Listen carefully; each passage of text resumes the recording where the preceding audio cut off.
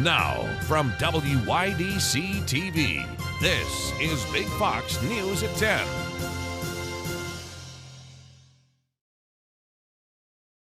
Good evening, I'm Harriet Wallace. Local businesses gathered in Elmira for a friendly challenge today and a good cause. Our Josh Stuttle was at the Food Bank of the Southern Tier's leader of the PAC food drive to learn about the important work that they're doing. The Food Bank of the Southern Tier kicked off their Leader of the Pack challenge today to benefit those in need within the community. Corporate teams across the Southern Tier gathered to compete for a good cause. Mark Bordeaux, CEO of the Food Bank of the Southern Tier, gives more details about the event. So today we are having our Leader of the Pack event. We have 12 corporate teams here today competing against each other to see who can be the first team to pack 720 backpacks for our kids in need in the community. They have 1 hour, and the first team to pack all 720 packs wins. Each bag that is filled will be donated to children in need of food. Krista Niles Updike has been a sponsor for the Food Bank of the Southern Tier for many years. So we've been sponsoring different events at the Food Bank of the Southern Tier for many years now, originally with the Child Hunger Walk, and then Construction of the Southern Tier, and now Leader of the Pack. It's a most worthwhile organization to support. For more information on this event and upcoming events, visit www.foodbanks.org. Josh Stuttle, Big Fox News, Elmira. Elmira Police's SWAT team was called to a home after robbery suspects barricaded themselves in a home. Police say they were there to investigate a robbery that left a victim with a broken arm. When they got there, the suspects refused to allow officers in and then barricaded themselves inside the house. SWAT team members eventually entered the home and several people were taken into custody in connection to that robbery. The Guthrie Clinic in Sayre is hosting a flu clinic this Saturday. It'll happen in the old Kmart building from 8 a.m. until 11. You can stop by to get your flu shot ahead of the flu season this winter. Walk-ins are welcome, but appointments, they say, are preferred. To register, you can visit Guthrie's website or call the number on your screen. The Great West Elmira Yard Sale is returning this Saturday. Get your money ready, folks. From 8 in the morning until 4 in the afternoon, you can stop by West Elmira and check out the expansive yard sale, including 112 participants this year. Organizers remind shoppers to bring cash, shopping bags, and have a good time. A number of GOP candidates for president may be nursing some wounds today. Last night's Republican debate in California, well, it was heated at times. As Doug Luzeta reports from Washington, the front runner for the nomination wasn't on the stage, but he still loomed large. Well, Donald Trump saw no reason to join the fight, and that's exactly what it was last night on a surprising range of topics. Did you send them back? It's the State Department. Did you send them back? You send them back? You're the one that works in Congress. That, believe it or not, was an argument over government curtains, showing just how anxious some of these candidates were to go after one another. Excuse me.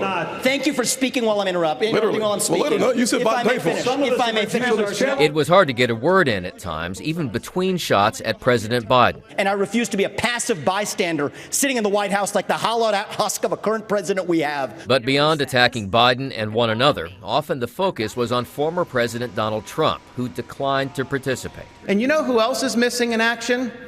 Donald Trump is missing in action. You keep doing that, no one up here is going to call you Donald Trump anymore. We're going to call you Donald Duck. Thank you very much. For his part, Trump offered his own bit of counter-programming, speaking to auto workers in Michigan last night. He said his fellow candidates are hoping for a job in his administration. They'll do anything. Secretary of something. They even say VP. I don't know. Does anybody see any VP in the group? I don't think so. And each of these 7 are essentially competing to be the prime alternative to Trump.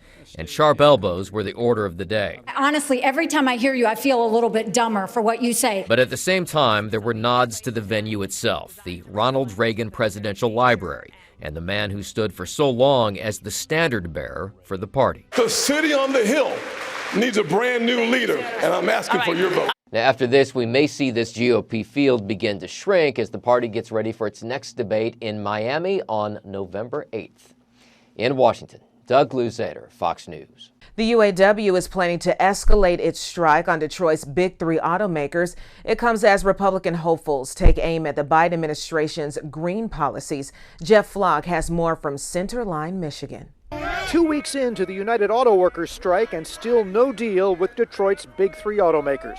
A driving force behind the walkout, a push by the White House to increase electric vehicles on American roads, which could mean a decrease in union jobs.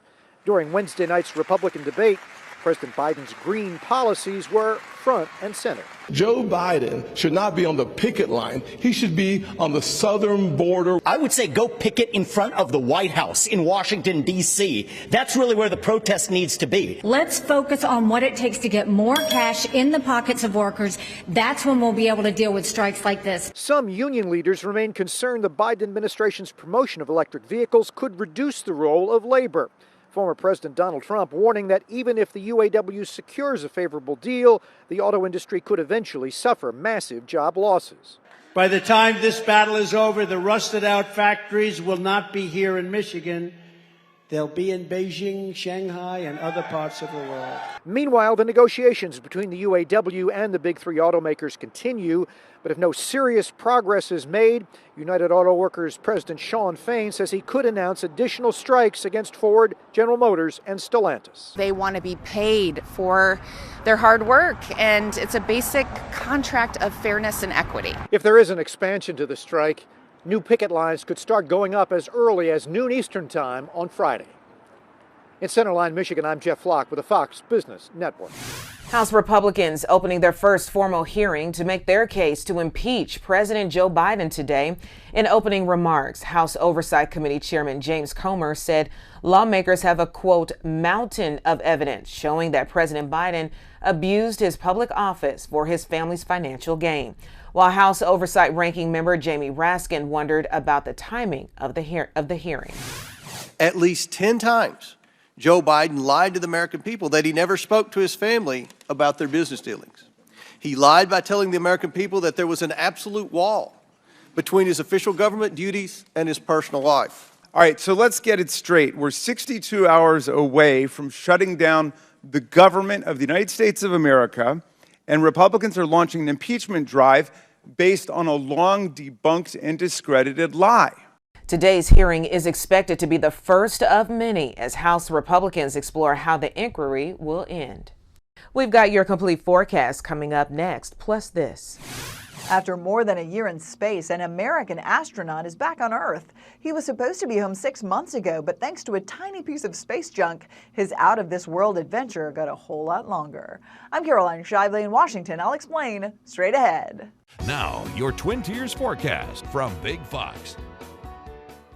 Comparing the first half of September to the second half, we definitely had that flip running from summer conditions to more fall-like conditions, but we're starting to see another turnaround ahead now. We did see that gradual turnaround from Saturday on those wet and cool conditions with only a high of 57 to bringing us back towards those 70s here yesterday as well as today as we were underneath that sunshine, though, signaling that we have more of that higher level cloud cover and even dense cloud cover that is tracking back into the area that will be associated with some hit or miss showers as well as another overcast day. Though what we're seeing is that temperatures not looking to be cold. We may see them pull back a few degrees as we'll have a battle of the sunshine, but we're looking to still stay underneath a warming trend as what we're seeing through the upper atmosphere is that we're going to be underneath a blocking pattern that's going to allow for this omega-like shape. You may have heard of omega blocking pattern, which for our area is going to place us underneath the high pressure system, and high pressure system means tranquil weather, which means that we're going to talk about bright and beautiful conditions into our weekend forecast. And not only just bright and beautiful, but we're going to see that we're even going to talk about summer to return into October, where we have highs into the 80s. There's even a few spots that may be flirting with some record potential. So something we will be keeping an eye on for our extended forecast. For the near future, what we're seeing is that the heaviest of the rainfall has been closer to our coastal locations. New York is getting full of those rain showers and those fall-like conditions there for those coastal locations, even towards portions of Connecticut and Massachusetts.